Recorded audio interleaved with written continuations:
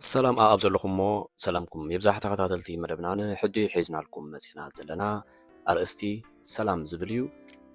أب سلام زلكم عمل خاقتا كم زحكو زبون تسبع لنا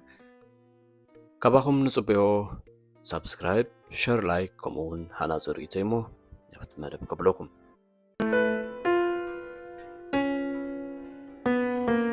ቅድሚ ኩሉ ሰላም ክህልወካ ኣለዎ እዚ ኣብ ባህላ እዚ ካብ ጥንቲ ዝነበረ ሎሚ እውን ዋግኡ ዘይነከየ ንመጻኢ እውን መሰረታዊ ዝኾነ ሓቂ እዩ ሰላም መሰረት ናይ ኩሉ ሰናይ ነገር መበገሲ ልምዓትን ዕብየትን ከምኡ እውን ዋሕስ ሰብኣዊ ክብርን እዩ ብዘይ ሰላም ዝኾነ ይኹን ትርጉም ዘለዎ ህይወት ወይ ምዕባለ ክህሉ ኣይክእልን ነዚ ሓሳብ እዚ ንምብራህ ዝተፈላለዩ ኣብነታት ክንጠቅስ ንኽእል ኢና ንኣብነት ሓደ ሰብ ኣብ ውሽጡ ሰላም እንተዘይብሉ ማለት ብጭንቀትን ብፍርሕን ተዋሓጠ እንተኮይኑ ወላ ሃብታም ይኹን ወላ ርኹብ ይኹኑ ወላ ጥዑይ ኣካል ይሃልዎ ህይወቱ ትርጉም የብሉን መጉ ብሰላም ኣይበልዕን ድቃሱ እውን ምቹው ኣይከውንን ከምኡውን ኣብ ዞባኻ ወይ ከተማኻ ኩናት ወይ ግጭት እንተሎ መዓልታዊ ህይወትካ ኣብ ስግኣት እዩ ዝኸውን ንስራሕኻ ወይ ንትምህርትኻ ክትከይድ ትፈርህ እዚ ድማ ንኣእምራዊ ጥዕናኻ ይጎድኦ ቅድሚ ዝኾነ ነገር እቲ ፍርሒ ክቕንጠጥ ሰላም ክሰፍን ኣለዎ ኣብ ሓንቲ ስድራ ቤት ፍቕርን ሰላምን እንተዘይሃልዩ ማለት ወለዲ ወይ ኣሕዋት ኣብ ቀጻሊ ባእስን ምትፍናንን እንተኮይኖም እቶም ቆልዑ ብጥዑይ ኣገባብ ኣይዓብዩን እቲ ገዛ ቤት ማእሰርቲ እምበር መዕረፊ ኣይከውንን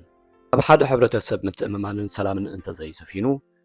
ጎረባብቲ ከም ጸላእቲ ይረኣዩ ሓበራዊ ንጥፈታት ይስኑ ምትሕግጋዝ የልቦን ቅድሚ ማሕበራዊ ልምዓት ምሕሳብ እቲ ሰላምን ምትእምማንን እዩ ክሰፍን ዘለዎ ከምኡውን ሓደ ነጋዳይ ገንዘቡ ኣውፂኡ ንግዲ ክጅምር እንተደልዩ ኣብቲ ሃገር ሰላምን ምርግጋእን ክህሉ ኣለዎ ኣብ እዋን ኩናት ወይ ዘይምርግጋእ ንብረቱ ከይውስድ ወይ ከይዓኑ ስለ ዝፈርህ ገንዘቡ ኣየውፅን ከውፍር እውን ኣይክእልን ሓረስታይ እውን ብሰላም መሬቱ ሓሪሱን ዘርኡን ፍርያቱ ክእክብ እንተኮይኑ ሰላም ክህሉ ኣለዎ ግጭት እንተሃልዩ ካብ ገዝኡ ክወፅእን ስለ ዝፈርህ መሬቱ ባዶ ይተርፍ ሕፅረት መግቢ ድማ ይኽሰት ከምኡውን ቆልዑ ናብ ቤት ትምህርቲ ብሰላም ክኸዱን ክመፁን ኣብ ውሽጢ ክፍሊ ድማ ብሰላም ክመሃሩ እንተኮይኖም ሰላም ኣብቲ ከባቢኦም ክሰፍን ኣለዎ ኣብ እዋን ኩናት ኣብያተ ትምህርቲ ይዕፀዋ ወይ ይዓንዋ ስለዚ ንኣሽቱ ቆልዑ እውን ብግቡእ ትምህርቶም ክዛዝሙ ወይ ክጅምሩ ኣይክእሉን ብሓፈሻ ሰላም እንተዘይሃልዩ ዓመፅ ይበዝሕ ከምኡውን ስርቂ ይበዝሕ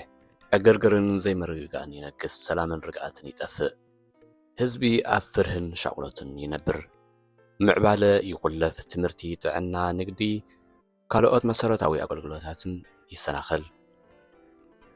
ጥሜትን ሕማምን ይስፋሕፋሕ ብሰንኪ ዘይምርግጋእ ሰብኣዊ ሓገዝ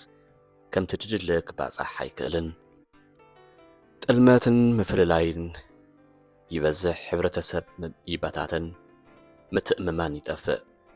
ስለ ዝኾነ ኣገዳስነት ሰላም ንዝኾነ ይጠፍኦ ኢልካ ክትዛረብ ኣይትኽእልን ሰላም ከም ኣየርን ማይን ንህይወትና ኣዝዩ ኣገዳሲ እዩ ኢልና እውን ክንዛዝሞ ንኽእል ክቡራት ተኸታተልትና ንሎም መዓልቲ ሒዝናልኩም ዝመፀና ነዚኣ ትመስል ክትፈትዋ ወይ ከዓ ክትሕግዘኩም ተስፋ ንገብር سبسكرايب ኣይትረስዑ ኣብ ቀጻሊ ብኻልኦት ሕዝቶ ክንራኸብ ኢና ሰሰናዩ